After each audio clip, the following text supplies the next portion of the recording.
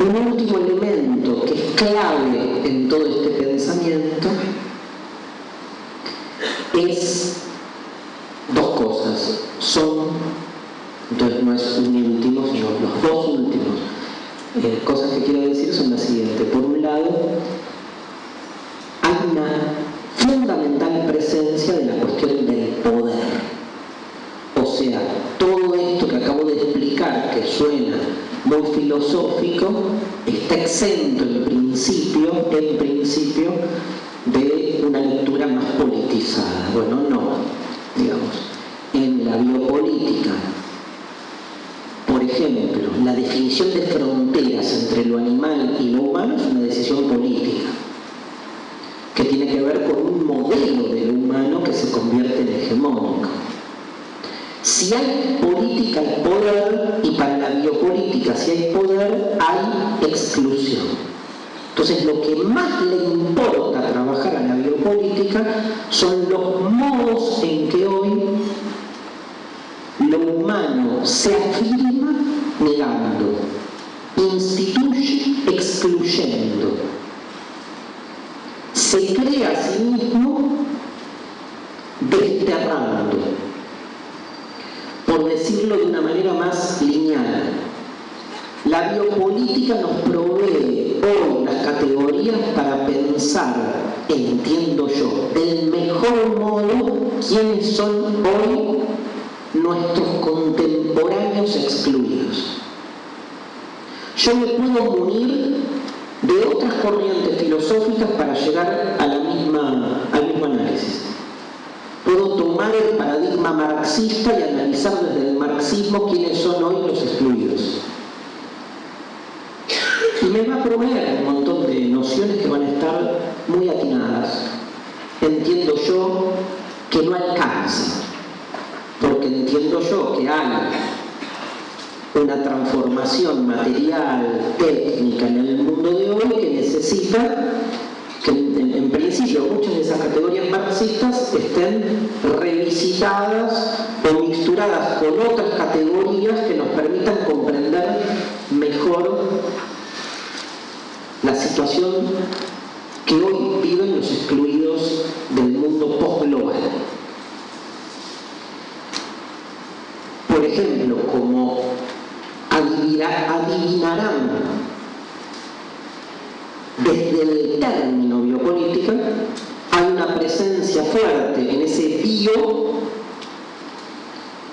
de toda una lectura medicalizada o biologizada de la realidad que en un pensamiento decimonónico como el marxista no está.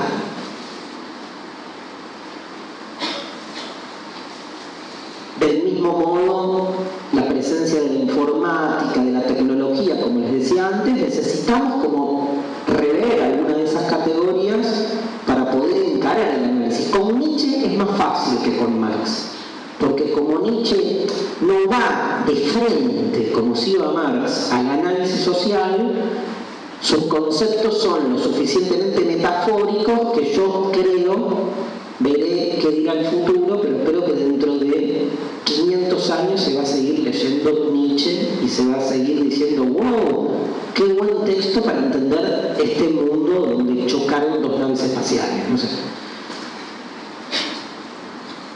Con Marx, por entender, porque siempre va a haber el que maneja la nave, el dueño de la nave, o sea, pero Nietzsche a nivel dispositivo hermenéutico, ¿no? O sea, categorías de interpretación de la realidad, me parece como más probable esa supervivencia, su extemporaneidad, ¿no? Su inactualidad en algún punto. Entonces, este tema es clave en la biopolítica, nos permite, yo creo, más que ninguna otra corriente, ir a la realidad con toda una serie, digamos, de conceptos que nos hacen más legible para mí la actualidad de las nuevas exclusiones. En ese sentido, la biopolítica me parece que hoy representa un pensamiento de izquierda, dura. una izquierda dura, no conservadora, que no busca, digamos, no busca resignificar sus propios conceptos, sino que habilita toda una zona absolutamente nueva. Algo que ya empieza a vislumbrarse en Benjamin y que a través de Foucault llega a la biopolítica. En ese sentido, lo último, ahora sí, de esta introducción, que nos presenta la biopolítica como lenguaje, y en esto en algún punto es hija del posmodernismo, es el total eclecticismo en sus textos. O sea, un texto de Agamben, les voy a leer uno, vamos a leer mucho hoy, un texto de Espósito mezcla disciplinas que la tradición filosófica o de la teoría social no mezclaría. Muy propio del pastiche posmoderno, que no tiene ningún problema en, digamos, traer a la actualidad discursos de distintas épocas, generando un pastiche conceptual. ¿Qué es un pastiche? Un pastiche es una mezcla de estilos que en general potencia la mezcla de lo inmezclable. O sea, en el pastiche, cuanto menos que ver tengan los estilos que se mezclan entre sí, más gana la mezcla. Entonces, un autor como Agamben puede estar mezclando en sus textos filosofía heideggeriana, angeliología sefaradí, crítica de cine, crítica de televisión.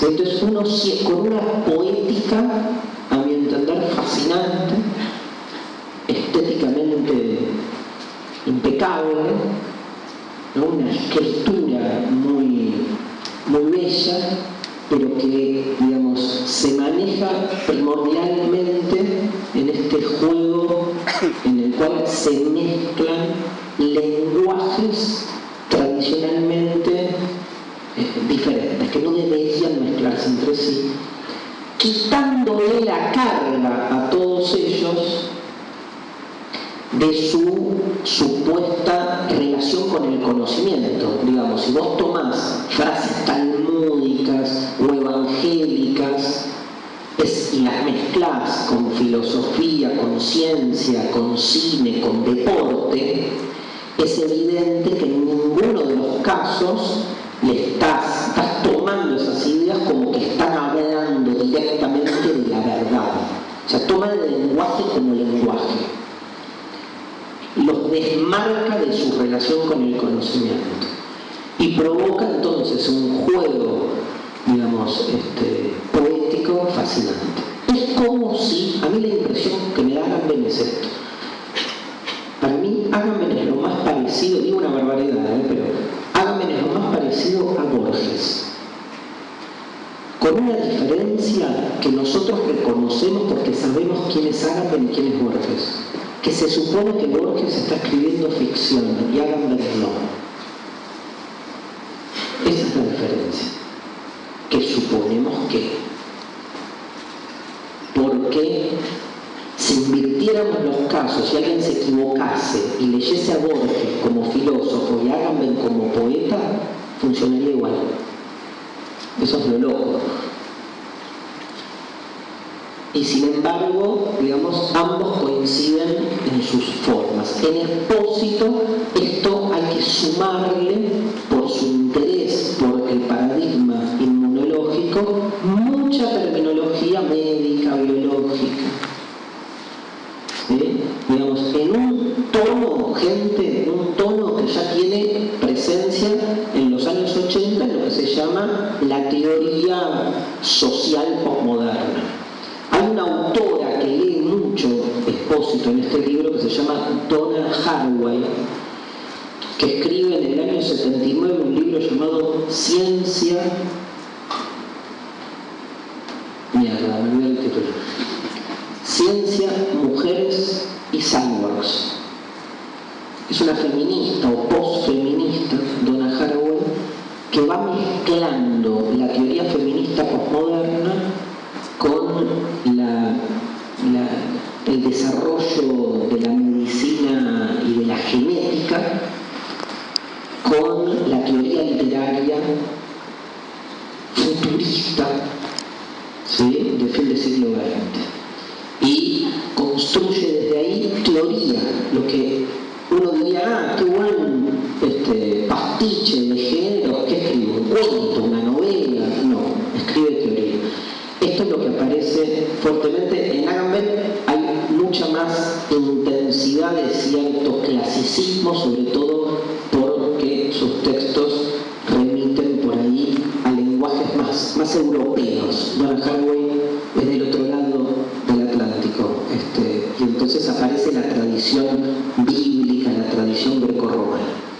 Un pequeñísimo texto de Agamben, de un libro que se acaba de reeditar en castellano, llamado Idea de la prosa, pero para que vean, digamos, de qué hablo cuando hablo sobre este tipo de escritura. Se llama Idea de la prosa. Cada capitulito dura 1 o 2 páginas y en cada capitulito hay diferentes tratamientos de distintas ideas. Por ejemplo, idea del amor, idea de la felicidad, idea del lenguaje, idea de la política, idea de la justicia. ¿Cuál elegí? Obviamente, idea de la muerte. Porque es la última clase. Es la última. El ángel de la muerte, que en algunas leyendas se llama Samael y con quien se cuenta que también Moisés debió luchar, es el lenguaje.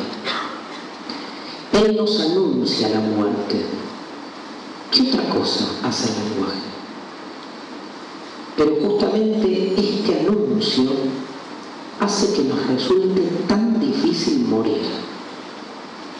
Desde tiempos inmemoriales, durante toda su historia, la humanidad está en lucha con el ángel para arrancarle el secreto que él se limita a anunciar. No obstante, de sus manos pueriles puede extraerse solamente ese anuncio, que por lo demás, de todos modos, había venido a traernos. De esto el ángel no es culpable, y solo quien comprende la inocencia del lenguaje entiende también el verdadero sentido del anuncio y puede, eventualmente, aprender a morir.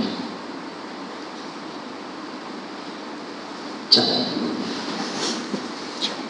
Como verán, textos, a veces cortos, Agamben tiene muchos libritos así, ¿sí? Tiene, para mí el más, si quieren leerlo, Agamben, busquen ya que es fascinante, que se llama Profanaciones. Son todos por ahí textos cortos donde